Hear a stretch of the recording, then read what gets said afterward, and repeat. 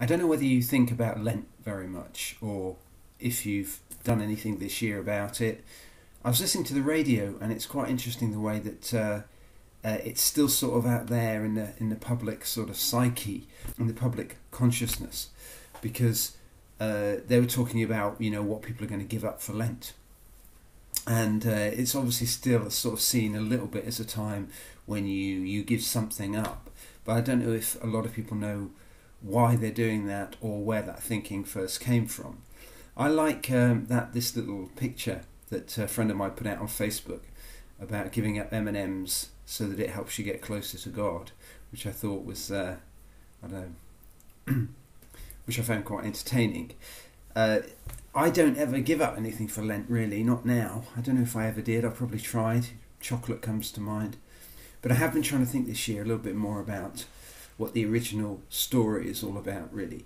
Because the period of Lent is supposed to be about the time when Jesus went into the wilderness, which is a weird thing anyway. Because what happens is Jesus goes and gets baptised publicly in the Jordan River, not in a church or anything. It happens with his cousin John the Baptist. And then immediately he goes away from the crowds and the action and the noise, and he takes 40 days in the wilderness. And during that time we're told that he doesn't eat anything. So I think that's where the whole "what are you going to give up for Lent" comes from.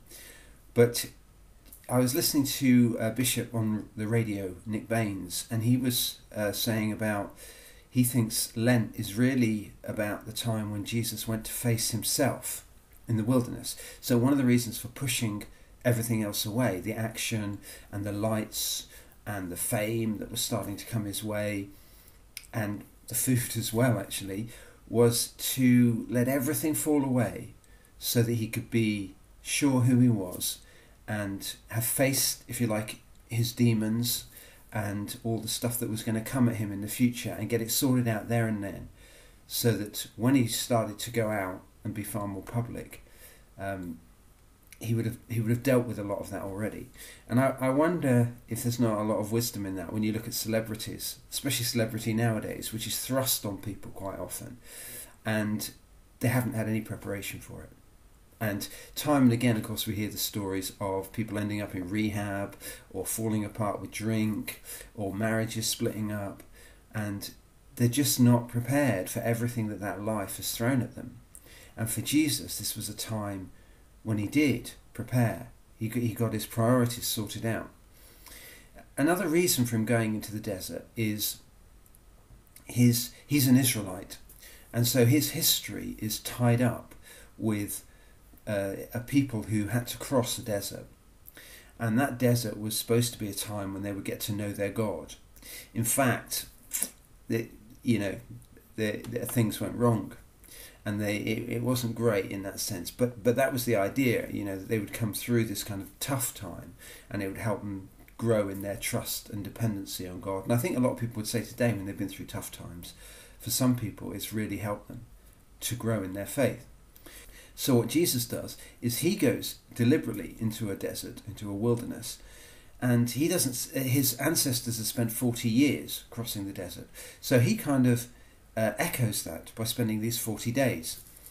And we're told that he is tempted about 3 specific things, and those 3 things have echoes about them of what his ancestors struggled with in the desert. So the first very specific thing is bread. He's tempted, rather than fasting, rather than pushing away, the food and the temptation to just satisfy himself, he's tempted to do some magic and turn the rocks into bread. And of course there's loads of rocks in the desert, so I guess everywhere he went in this wilderness he was seeing all these stones and rocks, and he was tempted to turn them into food.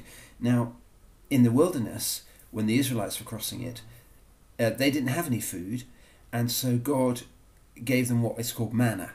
It's a bit of a joke, really, because manna means "what is it?" So when it fell from the sky, they said, "What is it?" And that's what it became. What is it? Manna. And there was this sort of magic bread. And here's Jesus in the wilderness, facing up to that temptation, but actually denying himself. it's also tied up with the fact of Jesus wouldn't do miracles just to please people. Time and again he's asked to do that, and I think people forget that today. They go looking for Jesus so that he'll do the magic for them, but actually time and again people came to Jesus and said, do a miracle, prove yourself to us, or just give us what we want, and Jesus refused to do it. And it began in the wilderness when he refused to turn rocks into bread. Another temptation that he faces in the wilderness is to go up to the top of the temple, to throw himself off the highest point. And there was a promise in the Old Testament, in the Hebrew Scriptures, that the angels would catch him if he did that. So he goes up to the highest part of the temple, and there he's tempted to throw himself down and trust that angels will catch him. And it's that whole thing about testing God, which in the desert, when the Israelites were crossing it for 40 years, they tested God in lots of ways, really.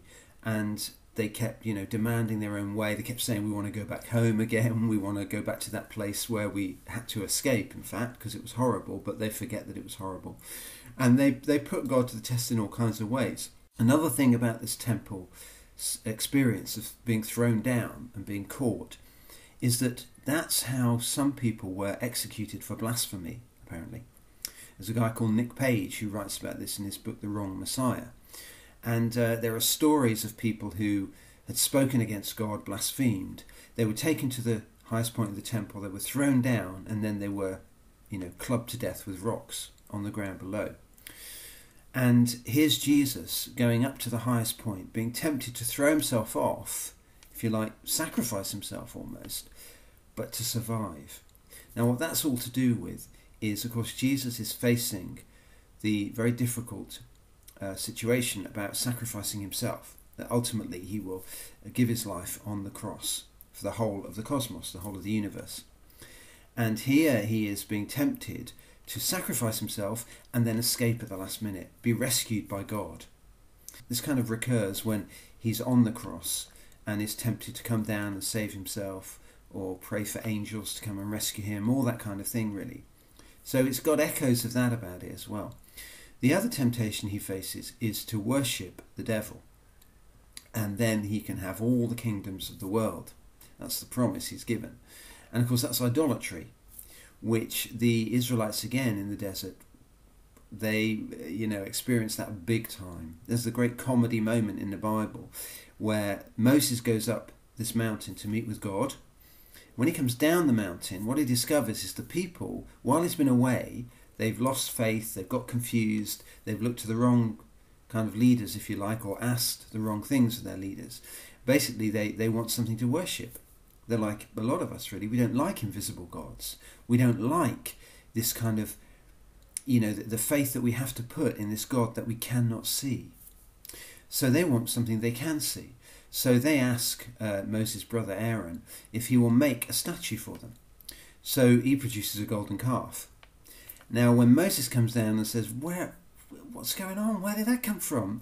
Aaron comes up with a great line out of panic, really. He says, I've no idea. I just threw some earrings in the fire and the golden calf came out. And Moses is like, yeah, right. And that turns into a very bad situation. But the people worship it, you see. They worship the calf, which I think had echoes about the worship that was going on in Egypt. So from the pagan situation they'd come from. And here's Jesus being tempted to worship the wrong things, as we often do it, don't we? Whether we, out and out think of it as idolatry, or whether we just put our energy and our money and our heart into things that are destructive, that kind of thing, or that distract us from the things of God. In the film The Last Temptation of Christ by Martin Scorsese, I really like the temptation scenes in that, because it sort of fleshes it out a bit, and there are more temptations as well going on there. Jesus faces the temptation, for example, to be with a woman, to sleep with a woman. He faces temptations to give up his calling. The question being, why are you doing this? What are you doing here? What difference are you going to make? It comes at Jesus in all kinds of ways, and I can't help thinking there's probably a lot of truth in this, because I think Jesus faced all kinds of temptations, and probably not just in that wilderness. He faced temptations probably every day of his life as we face temptations. And perhaps that intensified when he went out on his 3-year mission, when he was actually teaching people, telling stories and jokes, and doing miracles and healing people, and ultimately sacrificing himself and serving people. I'm sure there were massive temptations during that time, really. And I like all that that's kind of embodied in that scene in The Last Temptation. And there's a little bit in one of the books in the Bible, which is called the Letter to the Hebrews. And it's in chapter 4. I think it's something like verse 14, 15, 16. And it's tucked away there, but I love it because it says, Jesus understands what life is like for us because he has faced all the temptations that we face. And I guess all of that is going on as well with this kind of Lent experience, that Jesus is facing up to himself, he's facing temptations and demons, and he's experiencing what ordinary people now experience. And he's going through all that, that difficult time. And I think in The Last Temptation, at one point you see him break down, and he's crying there in the desert on his own. He's lonely and he's struggling with all this stuff. If ever there was a God who can understand what reality is like, it's Jesus. And I think that's part of what Lent is all about.